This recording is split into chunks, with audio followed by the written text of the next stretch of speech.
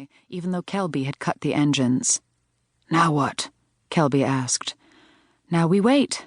She leaned on the rail, her gaze on the dolphins. "It's up to you guys. I've brought you home. Your choice." "It's been a long time. Maybe they don't realize it's home." "I think they do. Ever since we got within sight of the island, they've stopped playing and become subdued." "Afraid?" "Uneasy. They're not sure what to do." She didn't know what to do either. She had never felt more helpless since that moment years ago when she'd seen the dolphins caught in the nets off Lanzarote. "It's okay," she called. "Do what you need to do. It's okay with me." "They don't understand, do they?" "How do I know? Scientists argue about it all the time. Sometimes I think they do. Maybe they don't process information like we do, but they might be sensitive to tone." Pete and Susie were swimming slowly around the ship. "What are they doing?" "Thinking.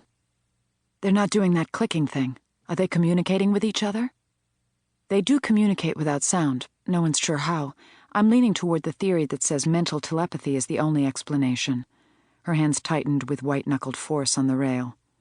"We'll see." 5 minutes passed and the dolphins continued to circle. "Maybe they'd settle if you fed them," Kelby suggested. She shook her head. "I don't want them to settle. I can't force them or persuade them now that we're here. What has to be, has to be.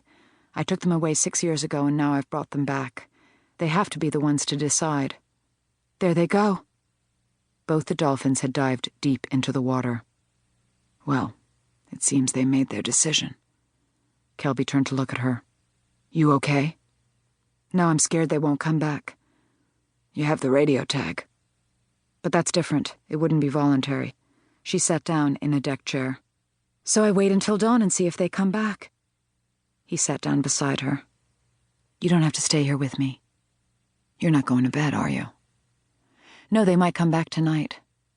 "Then I'll stay," Kelby said.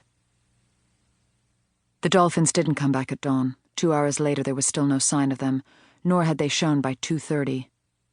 Then at 3:15 a huge explosion of water broke 5 feet from where Melis stood at the rail. "Pete!" He clicked loudly and rapidly as he backpedaled and then dove into the sea. "Where's Susie?" Kelby had run to stand beside Melis. "I don't see her." Neither did Melis, but Pete wouldn't have left Susie. "Over here," Nicholas said. Melis ran to the rail. There was Susie. "Nicholas, get them some fish, will you?" "Right away." "It's good to have them back," Kelby said. His gaze lifted to the sky. "But they only have a few hours until sunset. Will they leave again?" "I think so, unless they had a really rough time and are scared. But they don't look scared." "So what do we do next?" Kelby asked. "As soon as Nicholas finishes feeding them, I suit up and let them get used to swimming with me in these waters." "I said we," Kelby said. "I'll go suit up while you have a discussion with Pete and Susie and tell them to be nice to me." It was just before sunset when Kelby reached down a hand to help Melis back on the Trina. "They didn't range very far from the ship." He took off his goggles. "Maybe they are afraid." "We'll know soon." She took off her compressed air tank and moved over to the rail. Pete and Susie were still playing in the sea. "I couldn't have asked for a better partner down there. You're very good in the water, Kelby." "What did you expect? It's what I do for a living." Her gaze remained on the dolphins. There they go. They had gone underwater and only a dull gleam of silver showed beneath the surface as they swam away. No use lingering here staring after them. That's it. She turned and headed for the cabin. "I've got to strip down and get in a shower." "Would you like to see the sonar imager first?" She stopped. "What?"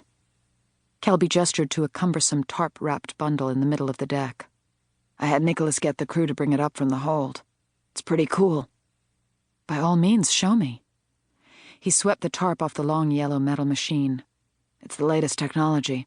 See, it's attached to the back of the ship and we pull it behind us. The sound waves bounce off the bottom of the ocean floor, and they're measured and transferred to the graphs on the machine. It can even tell us what's several feet under the bottom down there. It's much more sophisticated than the one they used at Helisy. That one they called the Fish, but this one they nicknamed Dodo Bird? He frowned. Dinojet. And why the hell are you laughing? Because it's funny. Those extensions on each side look like little wings. She went around to the head of the imager and started to laugh again. Oh my God. What's wrong? He followed her to look at the head. He muttered a curse. I'm gonna kill Nicholas. 2 eyes had been drawn on either side of the head, complete with sweeping long lashes. Are you sure it was Nicholas? Who else would defile a fine machine like this? You have a point. It looks like a pelican or some weird cartoon bird.